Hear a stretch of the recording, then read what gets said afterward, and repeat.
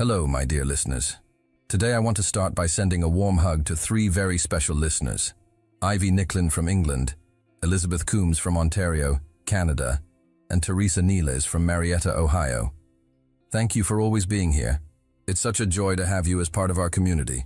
And what about you? Have you told me where you're listening from? Leave a comment. I love getting to know each corner of the world these beautiful messages come from. And who knows, maybe your name will be featured in the next video too. Now then, let's begin today's story. Sarah Gaines sat alone in her new apartment, the silence of the unfamiliar city pressing down on her. She was surrounded by unpacked boxes and the ghosts of her recent divorce. She was trying to focus on updating her resume, but her mind kept drifting to the daunting reality of starting over at 26. The shrill ring of her cell phone startled her. It was an unknown number. She sighed, answering with a weary professionalism. Before she could utter the word, hello, a deep, masculine voice, a voice that was smooth, rich, and utterly exhausted, fired a volley of words into her ear. Tina, I know I'm not the most exciting guy in the world, and maybe I should have seen the signs when you started taking up night classes on Tuesdays. But cheating on me with my best friend, that felt a little excessive, didn't it? Sarah froze, her breath catching in her throat. The voice held no rage, no shouting, but a devastating mix of sarcasm and raw vulnerability that was deeply unsettling. The man sounded less angry and more profoundly, bitterly disappointed. Sarah, who understood the sting of betrayal better than she cared to admit, felt a strange, protective impulse rise within her. "Sir," she interrupted gently, her voice barely a whisper, "I think you have the wrong number." The man on the other end stopped mid-sentence. There was a long, heavy silence, broken only by a sharp, audible intake of breath. Then came a low groan of mortification. "Oh no," he muttered, the sound thick with embarrassment. You're not Tina?" "No," Sarah confirmed, a nervous giggle escaping her. "I'm Sarah. And unless this is some elaborate prank, I believe you've just poured out your marital drama to a complete stranger." The man sighed, a long, defeated sound. "I am so sorry. I was nervous, I was driving, I was clearly not paying attention. I must have dialed the last digit wrong." "It happens," Sarah said, trying to sound nonchalant, but her heart was hammering against her ribs. The honesty in his voice was captivating. "My name is Colin," he offered, his tone regaining a sliver of his earlier charm. "And I owe you a massive apology for that truly abysmal opening line." "Well, Colin," Sarah replied, a genuine smile finally touching her lips. "It was certainly the most interesting thing to happen to me all week, and for what it's worth, Tina is clearly an idiot." That simple validation, a shared moment of dark humor, was the crack in the dam. What should have been a 20-second apology turned into an hour-long conversation. They talked about the absurdity of adult dating, the pain of unexpected endings, and the awkwardness of trying to rebuild a life. Colin's humor was quick and dry, and Sarah found herself laughing harder than she had in months. Finally, Sarah glanced at the clock. It was late. "I really need to get some sleep," she said, a reluctant finality in her voice. "I have a job interview tomorrow." "Right.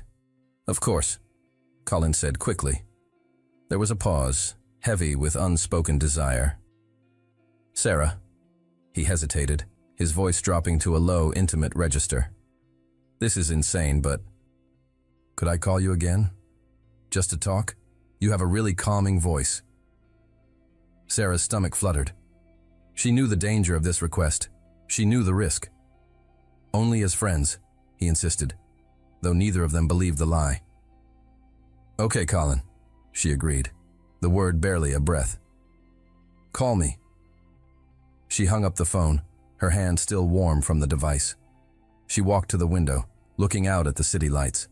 A nervous, exciting chill ran down her spine, the kind that promised dreams. "What did I just do?" she whispered to the empty room, a wide, slightly panicked smile spreading across her face. 2 weeks passed, and the routine became an essential, non-negotiable part of Sarah's new life. At precisely 10 p.m., her phone would ring. The conversation would often begin with a silly internal joke, a reference to Tina, a commentary on the day's absurdities, a secret language they had built in the safety of the dark. The anonymity of the phone line had allowed them to bypass the superficiality of typical dating. They shared fears, dreams, and vulnerabilities with an honesty that neither would have dared to attempt face-to-face. Sarah learned that Colin was fiercely intelligent, driven, and often lonely. He spoke of business trips to distant cities and late nights working in silent, empty spaces. He never explicitly mentioned his wealth, but the details were undeniable. The casual mention of a private jet, the frustration with staff, the ease with which he dismissed multi-million-dollar problems. He was rich, but deeply isolated. Colin, in turn, was fascinated by Sarah's gentle humor and her resilience. He loved the sound of her voice, a soft, melodic tone that seemed to cut through the noise of his complicated life. He knew about her recent divorce, her fear of failure in the new city, and her quiet determination to rebuild her career. The connection was a fragile, beautiful bubble of intimacy. They were two broken strangers, finding solace in the sound of each other's voices. One night, the conversation took a sharp turn toward the serious. Sarah was telling him about a difficult moment at her new job, a moment where she felt truly defeated. "I just felt so invisible, Colin," she confessed, her voice tight, like no one even saw me trying. There was a long silence on the line. Sarah could hear the faint sound of his breathing, the soft static of the connection. "That's impossible, Sarah," Colin finally said, his voice dropping to a low, intense register that sent a ripple of warmth across her skin. "I don't know what you look like. I don't know your history, but I see you. You are the most visible person in my life right now." He paused, then confessed, his voice thick with a vulnerability that stole her breath. "I'm falling in love with your voice, Sarah. You are the only person who makes me feel normal, safe." Sarah's palms grew instantly damp. The air in the room seemed to thicken. The casual, friends-only facade they had maintained for 2 weeks shattered into a million pieces. "Colin," she managed, her throat suddenly dry. "I know," he interrupted, his voice regaining a fraction of its control. "It's absurd, but it's true. I need to know if this magic is real, or if it's just the safety of the dark." He took a deep breath. "I want to see you. Let's meet. Just coffee. We can destroy the magic together, or we can see if it survives the light." Sarah's stomach churned with a mixture of terror and exhilarating anticipation. The fear of disappointment, that the reality would crush the fantasy, was immense. But the curiosity, the intense need to put a face to the voice that had become her lifeline, was stronger. "Okay," she agreed, her voice barely a whisper. "Coffee. Where and when?" They set the time and place, a small, bustling cafe downtown. Sarah hung up the phone, her hands trembling slightly. She walked to the bathroom mirror and stared at her reflection. She was about to meet the man who knew her deepest secrets, the man she was falling for, the man who might be a complete disaster in person. The tension was almost unbearable. Sarah arrived at the bustling downtown cafe 10 minutes early, a nervous flutter deep in her stomach. She wore a simple dress and a light jacket, her honey-brown hair falling in soft waves. She felt exposed, stripped of the comforting anonymity of the telephone. She scanned the room, unconsciously looking for a man who fit her mental image. Perhaps a kind, slightly disheveled academic, maybe a bit older, with the quiet confidence of someone who had lived a full life. She chose a discreet table near the window and ordered a tea, trying to appear calm. Her fingers nervously traced the rim of the mug. Then, the bell above the door chimed. Sarah looked up, and the teacup almost slipped from her grasp. Standing in the doorway was a man who defied every expectation. He wasn't older. He looked mid-30s, maybe 35. He wasn't disheveled.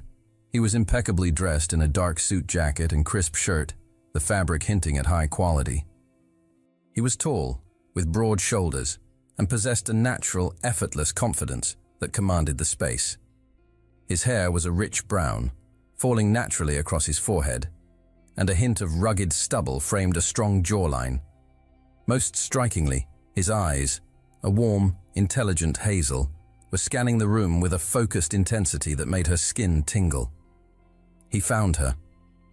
A slow, genuine smile spread across his face, a smile that instantly softened his confident features, making him devastatingly handsome. Colin Langford crossed the room with the purposeful stride of a man used to getting what he wanted. Sarah was completely captivated by his physical presence, the sheer reality of him. He stopped at her table, his eyes warm and appreciative. "Sarah?" he asked, his voice the same rich, familiar melody that had been her nightly comfort. "Colin," she managed, her voice a little breathless. He sat down, leaning slightly toward her. "I have to say," he began, a playful glint in his eye, "I was expecting a voice that beautiful to belong to someone far less real." Sarah felt a blush creep up her neck. She laughed, the sound shaky but genuine. "I'm surprised you're not older," she confessed, shaking her head. "I imagined you as a kind, eccentric professor who was probably wearing a cardigan with holes in the elbows." Colin chuckled, the sound deep and resonant.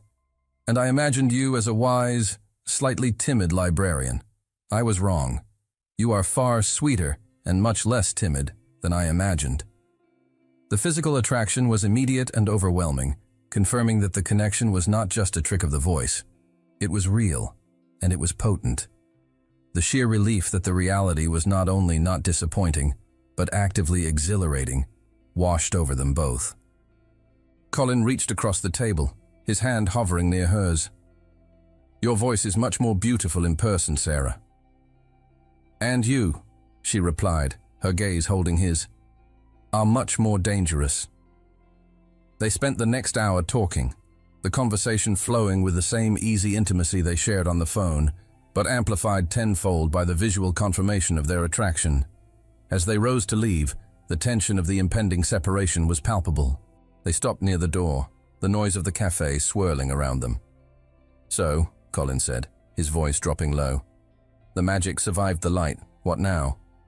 "Now," Sarah whispered, her heart pounding against her ribs, "we have a real date." Colin smiled, a triumphant warm curve of his lips. He leaned in, his intention clear. Sarah instinctively leaned forward, but he stopped short, pulling back just an inch. He simply wrapped his arms around her in a warm, lingering hug that lasted a little too long, the scent of his expensive cologne mixing with the coffee aroma. They pulled apart, both slightly breathless. "I'll call you," Colin promised. Sarah walked away, her entire body humming with a new, thrilling energy.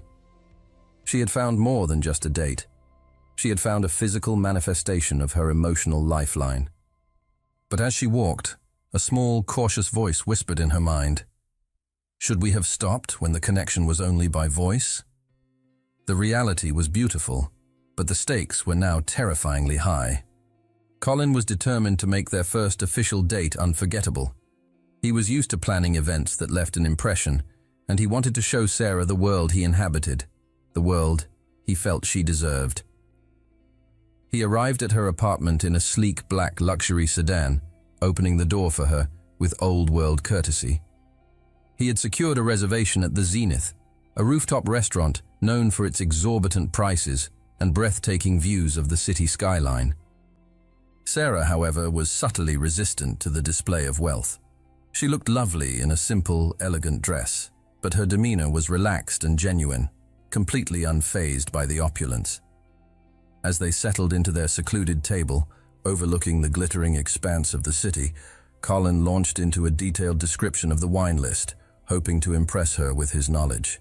Sarah listened patiently, then gently steered the conversation away from the menu and toward a hilarious anecdote about a disastrous first day at her new job. "I tried to use the fancy coffee machine and ended up flooding the break room," she recounted, her eyes crinkling with amusement. "I swear, I'm good at contracts, but terrible at technology." Colin found himself laughing, a deep, unforced sound. He realized he wasn't talking about business or status. He was simply enjoying her company. He spent the first half of the dinner trying to impress her with details about his latest acquisition, subtly hinting at his power. Sarah listened politely, but her attention was drawn to a commotion near the kitchen entrance. A young waiter who had clearly spilled something and was mortified. "Oh, poor guy," Sarah murmured, her brow furrowed with sympathy. "That look of sheer panic. I know that feeling." Colin realized that while he was trying to dazzle her with the view and the price tag, Sarah was focused on the human element, the small moment of vulnerability in a stranger. She was completely genuine, not allowing herself to be impressed or intimidated by his money. Colin felt a strange frustration. His usual tools for connection, wealth, status, control, were failing him. He couldn't buy her attention. He had to earn it. "This is ridiculous," Colin suddenly announced, pushing his chair back.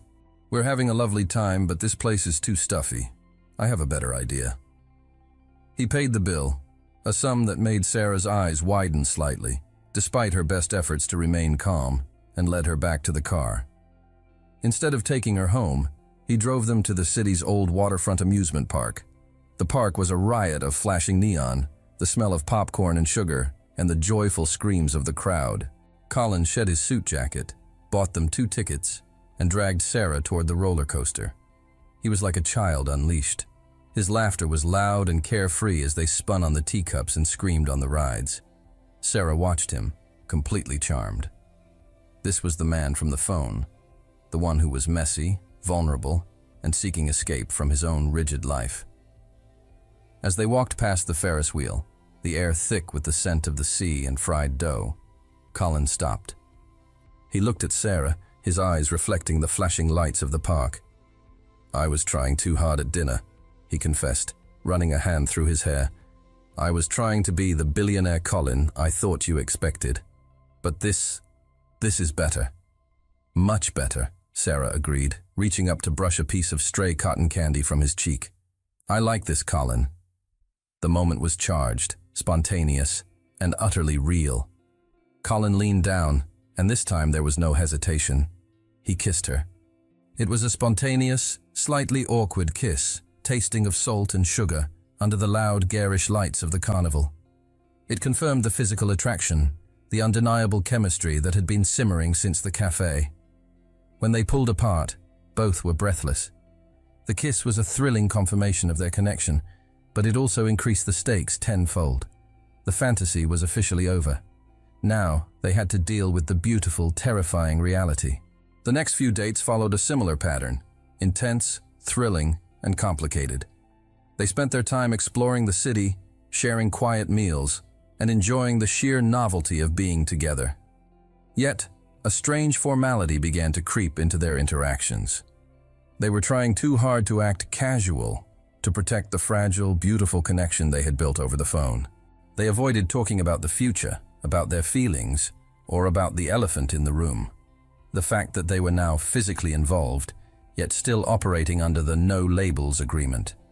One afternoon, they were having lunch at a sunny outdoor bistro. The conversation was stilted. They were exchanging polite observations about the weather and the food, a stark contrast to the profound intimacy they had shared over the phone.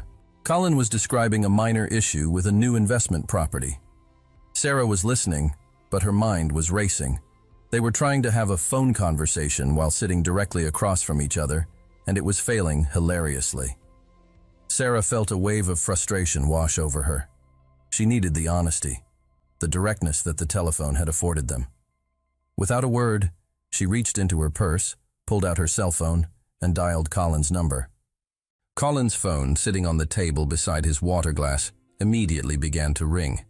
He looked at it, then at Sarah, a confused frown creasing his brow. He answered the call. "Hello?" he said into the phone. Sarah held her phone to her ear, her voice dropping to the low, conspiratorial whisper they used at night. "Why are we acting like strangers, Colin?" she asked, her voice tight with exasperation. "Why is it easier to talk to you when I can't see your face?" Colin's posture changed instantly. The formality drained away, replaced by the vulnerable man she knew from the late-night calls. "Because the stakes are lower on the phone," he admitted into his device. It's easier to be honest when you're just a voice. Now that you're here, now that I know how real you are, I'm terrified of saying the wrong thing. But we know each other, Sarah argued, still speaking into her phone, even though he was only 3 feet away. We know the broken parts. Why are we pretending we don't? Because if we define this, Sarah, Colin whispered, his voice thick with fear, if we put a label on it, the magic might end, and I don't want the magic to end. Sarah's eyes softened. She understood. He was afraid of commitment because he was afraid of loss. She slowly lowered her phone. Colin, following her lead, gently ended the call and placed his phone on the table. He pushed his chair back and walked around the table to stand beside her. He didn't touch her, but the proximity was intense. "I'm afraid, Sarah," he confessed, his voice barely audible. "I'm afraid that if we call this a relationship, it will become like all the others, and I can't lose the connection we have." Sarah reached out and took his hand, her touch firm and reassuring. "We don't need a label, Colin. We just need to be honest. No more hiding behind the phone, and no more hiding behind the fear." They agreed to continue seeing each other, to let the relationship evolve naturally, without the pressure of a title. They had broken the ice, but the fear of commitment still loomed large. They had agreed on no labels, but the truth was, they were already deeply involved. The challenge was integrating the intimacy of the phone with the reality of their lives.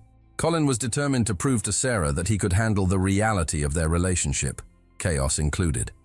He planned their next date meticulously, aiming for a perfect blend of luxury and spontaneity.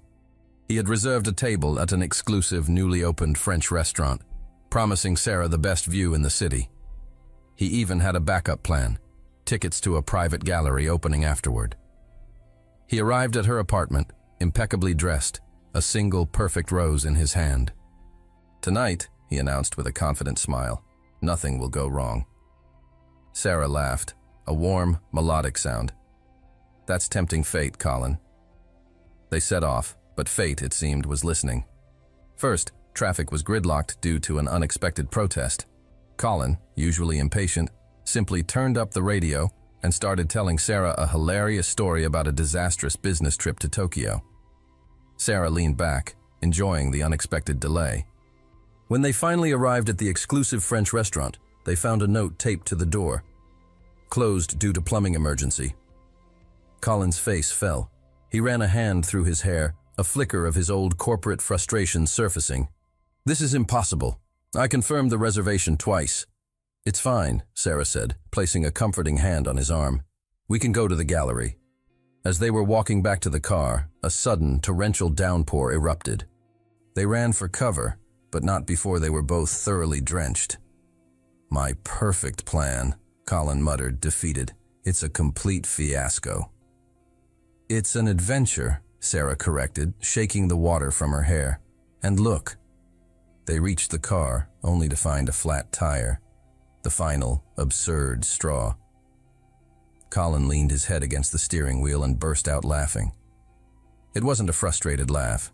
It was a deep, genuine, helpless sound of surrender. "You know what?" he said, wiping the rain from his face.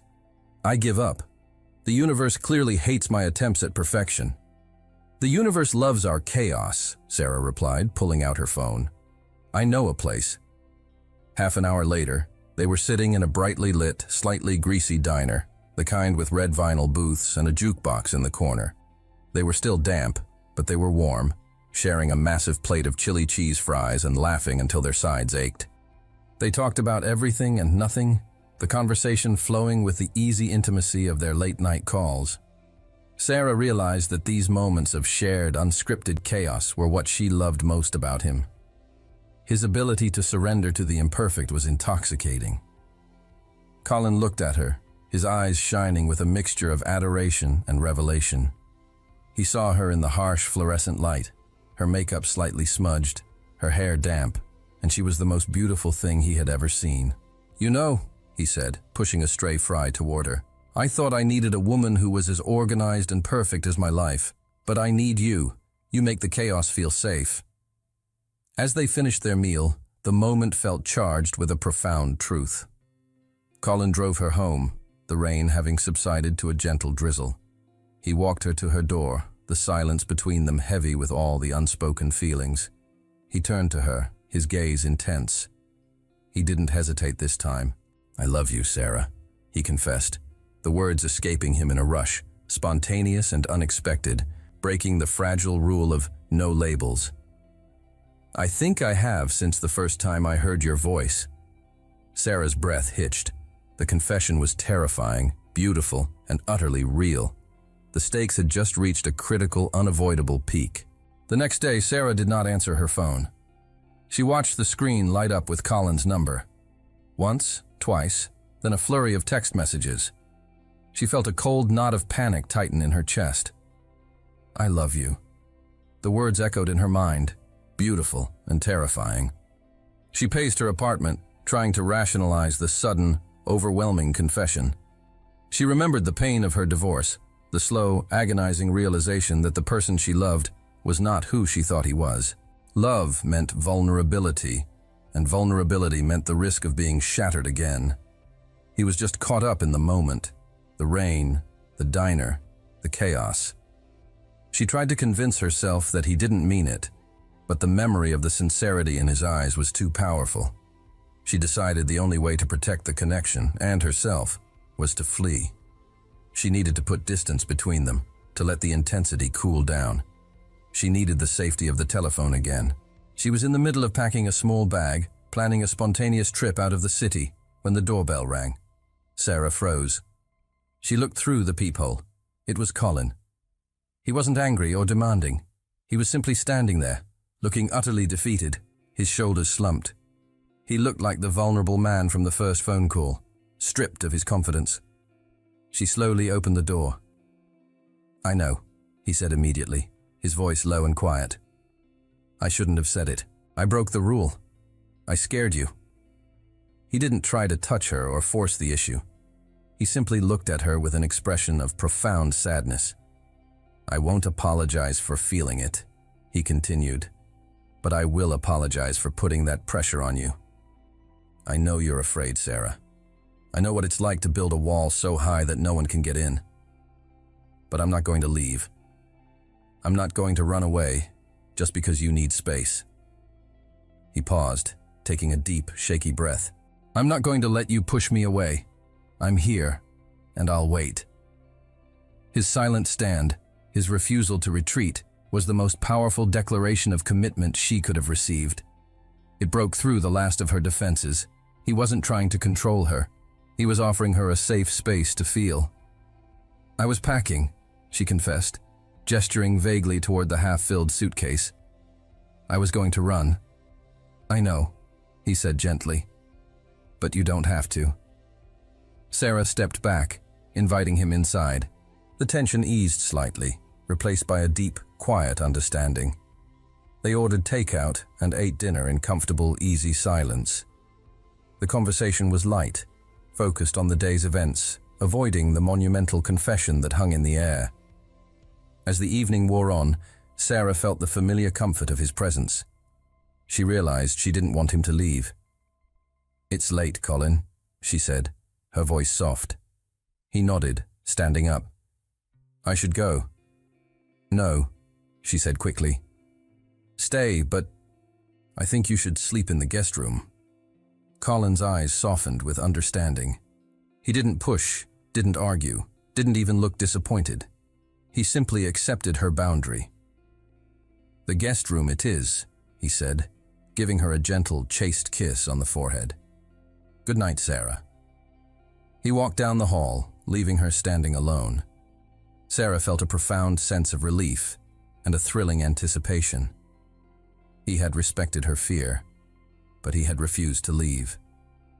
The crisis had passed, and their connection had deepened, proving that their love was strong enough to survive the light, the chaos, and the fear of commitment.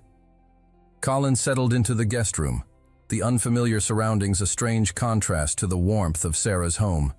He lay rigidly in the bed, staring at the ceiling. He was inches away from the woman he loved, yet separated by a thick wall of fear and past trauma. He reached for his phone. He couldn't sleep. He needed the intimacy, the safety of the connection they had first forged. He dialed her number. Sarah answered instantly, her voice low and intimate, as if she had been waiting. "I know this is ridiculous," Colin whispered into the phone. "I'm 2 rooms away, but I need to hear your voice." "I know," Sarah replied, a soft, understanding chuckle in her tone. "I'm lying here, staring at the ceiling, and I feel like I'm about to confess something terrible." The phone became their secure space again. They began to talk, not about the day, but about the fear that had driven them apart. "I'm afraid of your world, Colin," Sarah confessed, her voice barely audible. "I'm afraid you'll wake up one day and realize that my life is too small, too simple, that you'll get bored with the chaos." "I'm afraid of your simplicity, Sarah," Colin countered, his voice raw.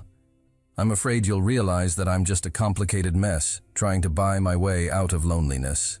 I'm afraid you'll see my intensity as suffocating and run back to the safety of your organized life." They spoke for hours, dismantling the walls they had built around their hearts. The phone allowed them to be brutally honest, to confess the insecurities that their physical presence often masked. "I said I loved you," Colin admitted, his voice thick. "I meant it. I've loved you since the first time you laughed at my expense." "I love you too, Colin," Sarah confessed, the words feeling right and true. "But I'm terrified of the intensity. I need to know that if I give you my heart, you won't crush it."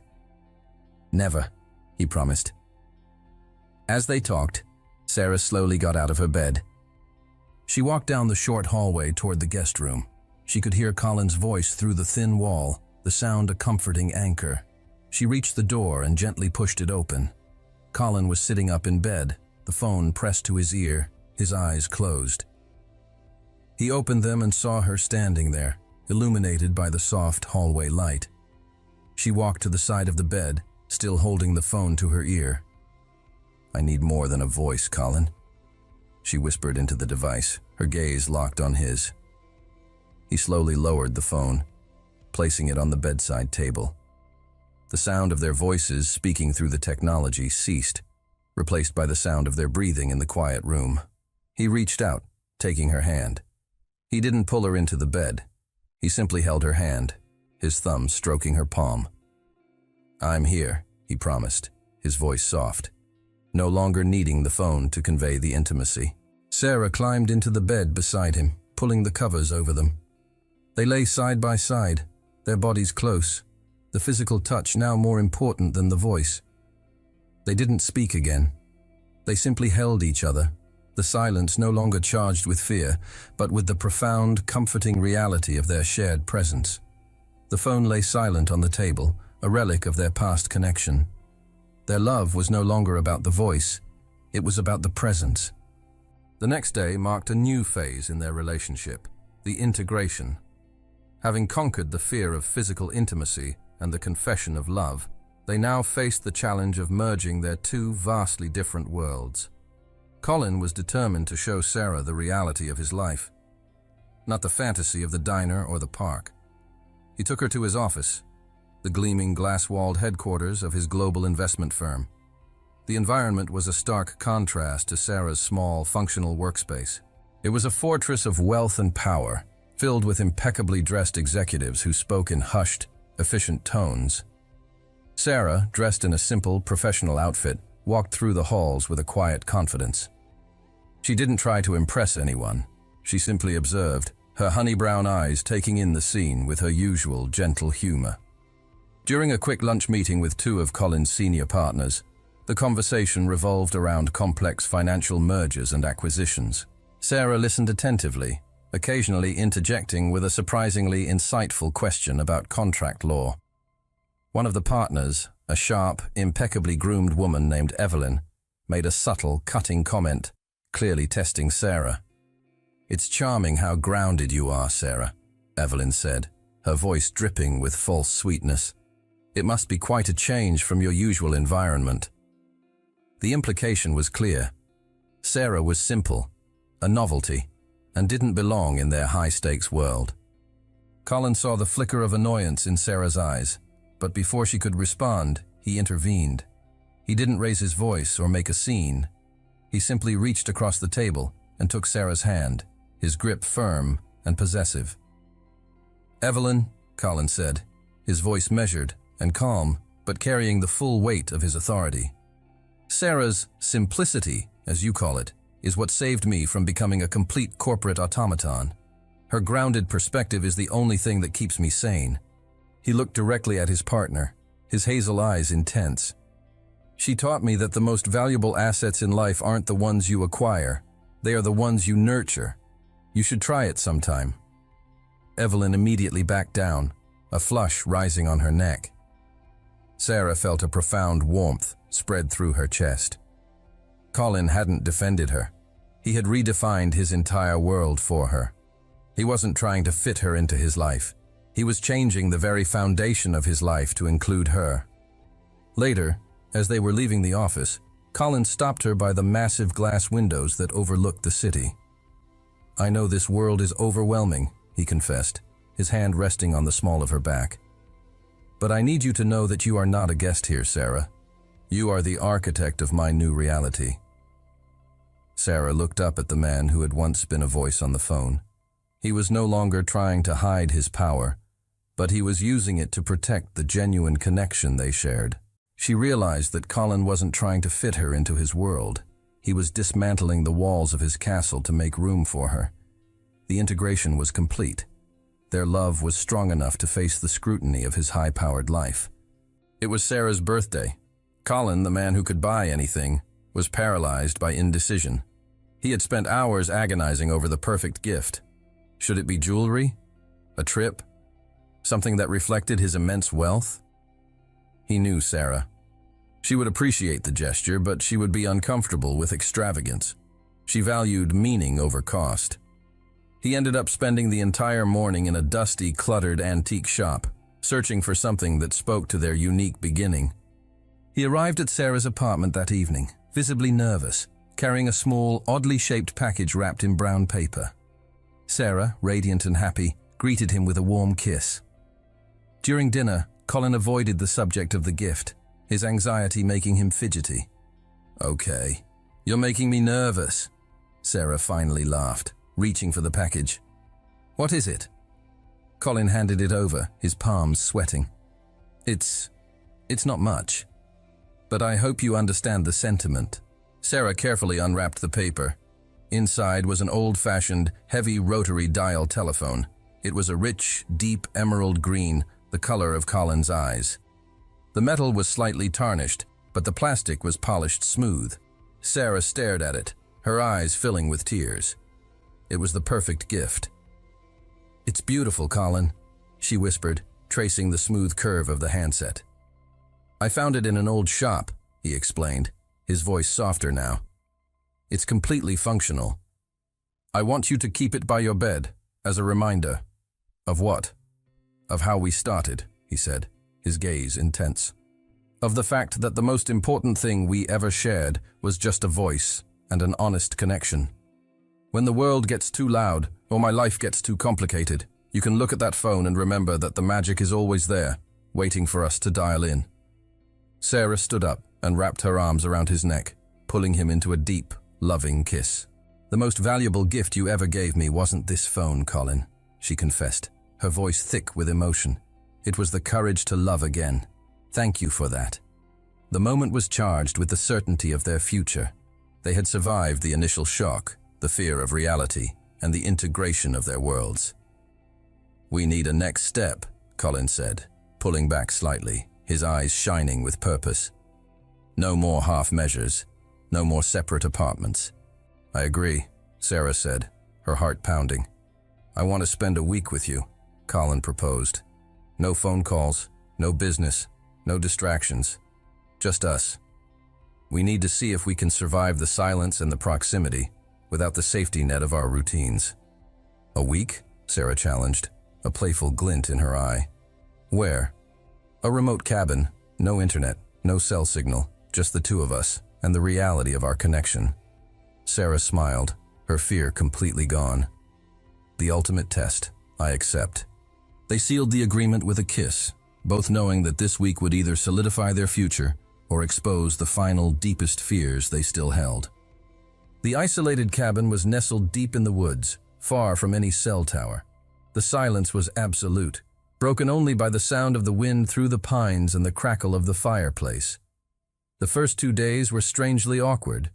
They were used to communicating through words, either the rapid-fire honesty of the phone or the witty banter of their dates. Now, forced into constant, quiet proximity, they stumbled. They discovered small, irritating habits. Colin's tendency to leave his clothes on the floor.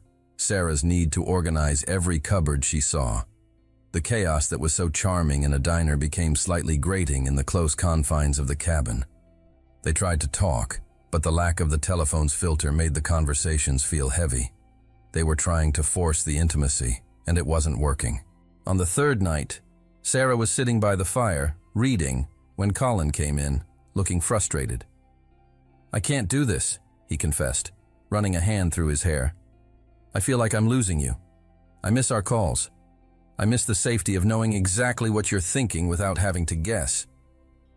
"We're relying on presence, Colin," Sarah said gently, "not performance. It's harder." The true crisis hit on the fourth day. They were hiking, and Colin, used to navigating with GPS, got them hopelessly lost. They spent hours backtracking, the frustration mounting. When they finally returned to the cabin, soaked and exhausted, Sarah snapped.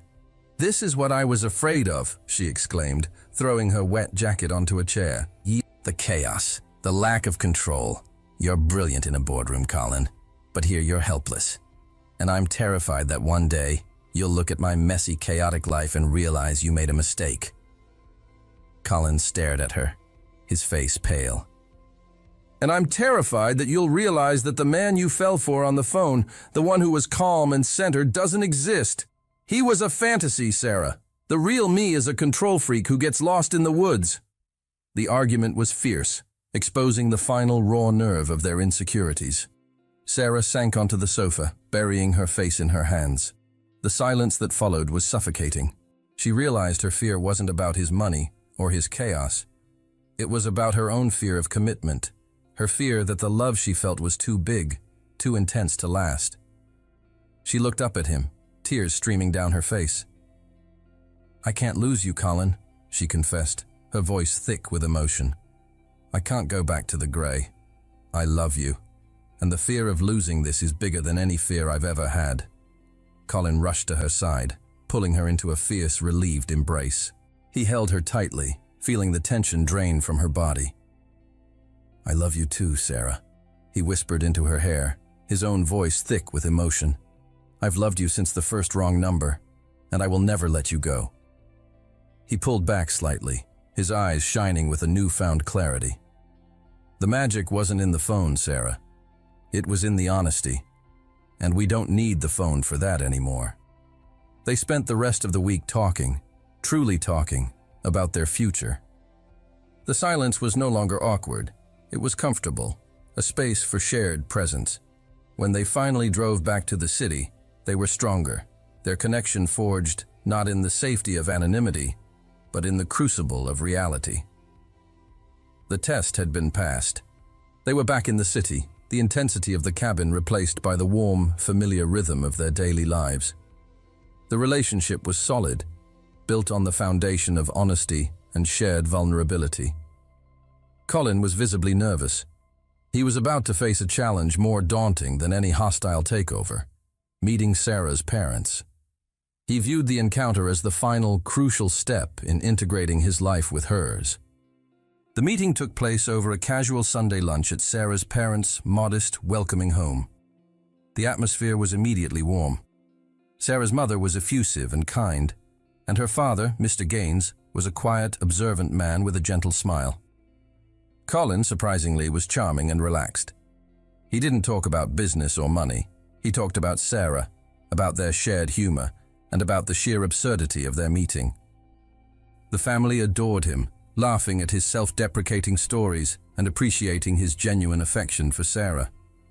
As Sarah and her mother retreated to the kitchen to prepare dessert, Mr. Gaines leaned forward, his expression suddenly serious. "Colin," he began, his voice low, Can we talk for a moment?" Colin's stomach tightened. He braced himself for the inevitable interrogation about his wealth, his intentions, and his past. "Sir, I know my background is complicated," Colin started, ready to launch into a defense of his character. Mr. Gaines held up a hand, stopping him. "I don't care about the money, son. I care about my daughter. She has a good heart, and she's been through a lot. She built walls around herself, and for a long time, I thought she'd never let anyone in again." He looked directly at Colin, his gaze unwavering. "But you broke through.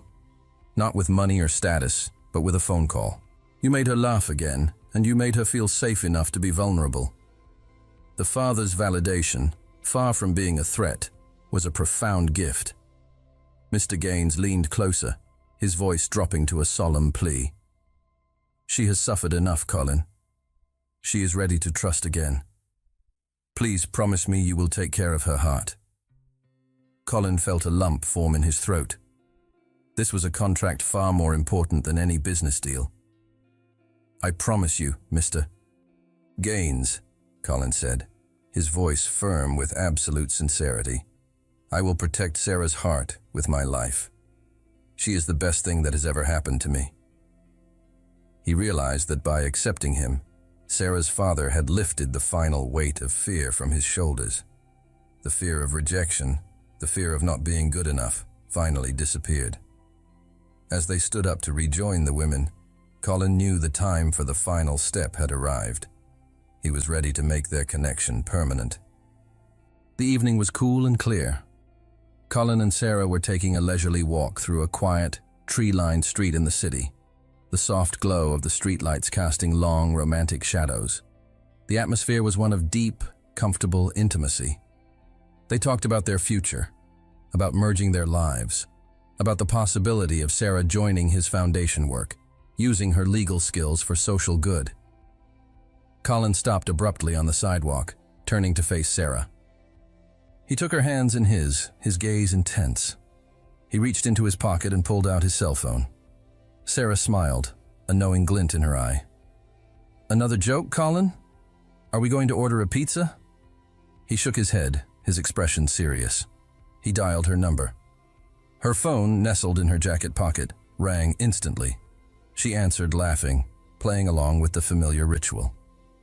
"Hello?" she said into the phone. Colin, holding his phone to his ear, his voice thick with emotion, began to speak. "Ms. Gaines," he said, his voice carrying the full weight of his love. "I'm calling to tell you that for 35 years, I thought I knew what success was. I thought it was about numbers, about control, about the next big deal." Sarah's expression changed as she realized the seriousness of the moment. She lowered her phone slightly, listening to the voice that had saved her. "I have met women who were interested in my money, my status, and my power," he continued, the vulnerability in his voice making her heart ache. "But you, Sarah, you were interested in the man who was lonely, the man who was broken, the man who dialed the wrong number." He paused, taking a deep, visible breath. "You made me realize that all the money in the world means nothing if you don't have the right person to share the chaos with. You are my home, my peace, and my greatest adventure." He lowered the phone and gently placed it in his pocket. He then reached into the inner pocket of his jacket, his movements slow and deliberate. He pulled out a small velvet box. He opened it, revealing a stunning ring. The central stone was a brilliant, deep emerald, the exact color of his eyes, symbolizing the profound connection they shared. He knelt down on one knee, right there on the quiet street. "I'm calling to make a final, permanent contract," he said, his voice firm and unwavering. "A contract with no expiration date, no fine print, and no way out." He looked up at her, his eyes shining with love. "Sarah Gaines, will you marry me? Will you be my right number for the rest of our lives?" Sarah's eyes were already swimming with tears. The moment was perfect, a beautiful blend of their past and their future. She didn't hesitate. "Yes," she whispered, her voice choked with emotion. "Yes, Colin, 1,000 times, yes. Colin, this is..." Simply perfect. I accept with all my heart. Sarah's response was immediate and absolute. Colin rose from the pavement, the relief and joy washing over his face in a visible wave. He slid the emerald ring onto her finger. It was a perfect fit, the deep green stone shimmering under the streetlight, a constant reminder of the eyes that had first seen her soul. They celebrated their union right there on the quiet street, in a passionate, tearful kiss that sealed their two worlds together. In the following weeks, they began the joyous, chaotic process of planning their future. They decided on a small, intimate ceremony, one that reflected the honesty and simplicity of their connection. One evening, as they were finalizing the guest list, Sarah looked at Colin, a thoughtful expression on her face. "You know," she confessed, leaning her head against his shoulder, "I always knew, deep down, that the connection was real, even before I saw you. Your voice. It just felt like home." "And your voice saved me from my own silence," Colin replied, kissing her hair. It was the only thing that cut through the noise. "It's funny," Sarah mused. "Everyone talks about fate, about destiny. But our destiny was decided by a typo." Colin smiled, a warm, genuine curve of his lips. "Perhaps the universe just needed a little technological assistance to bring us together. It needed to bypass all the superficial filters, the money, the looks, the status, and go straight for the core." 6 months later, they stood in a small, sunlit chapel. It was the same modest chapel where Sarah's mother had been married, a place filled with history and genuine love. Only their closest friends and family were present. Colin, usually the picture of corporate control, was visibly moved, his eyes never leaving Sarah as she walked down the aisle. They exchanged vows that were simple, heartfelt, and deeply personal, filled with inside jokes and promises of shared chaos. When the minister pronounced them husband and wife, they sealed their commitment with a kiss that was not a performance, but a confirmation. As they stood at the altar, surrounded by the love of their families, the certainty that destiny had brought them together with the help of a wrong number was absolute. 1 year later, Sarah and Colin were celebrating their first wedding anniversary. They were at home, in the kitchen of their newly renovated apartment, attempting to cook a complicated anniversary dinner. The kitchen, much like their life, was a beautiful, organized mess. Flour dusted the counter, and a cloud of smoke was currently billowing from the oven. "Okay, I surrender," Colin announced, waving a dish towel frantically at the smoke detector. "The universe clearly does not want me to master the beef Wellington." Sarah laughed, a warm, melodic sound that still gave Colin a thrill. "It's fine, darling. We have a perfectly good pizza place on speed dial." Colin reached for his phone, but Sarah gently took it from his hand. "Wait," she said, a mischievous glint in her eye. She walked to the corner of the kitchen, where the emerald green antique rotary phone sat on a small shelf, the simple gift that had become the symbol of their beginning. She picked up the handset and, with a playful flourish, began to dial. Colin watched her, confused. "Who are you calling? That phone only calls the landline." The landline phone, sitting on the counter right next to him, began to ring. Colin lifted the receiver, a puzzled smile on his face. "Hello?" he answered. Sarah, holding the antique phone to her ear, looked at him with all the love in the world. "Hello? Mr. Langford?" she said, her voice dropping to the low, intimate whisper they had first shared. "I'm calling to say that 1 year later, you are still the most interesting man I have ever met." She paused, her eyes shining with unshed tears of happiness. "And thank you," she finished, her voice full of profound gratitude. "Thank you for dialing the wrong number." Colin's eyes softened. He gently placed the receiver down, ignoring the dial tone. He crossed the kitchen floor in 2 strides, pulling Sarah into his arms. "You are the only number I ever needed to dial, Mrs. Langford," he murmured against her lips. He kissed her, a deep, loving kiss that celebrated not just their anniversary, but the beautiful, improbable fact that 2 strangers, broken by the past, had found their second chance at love through the simplest, most human of errors. Their love was the only connection that truly mattered.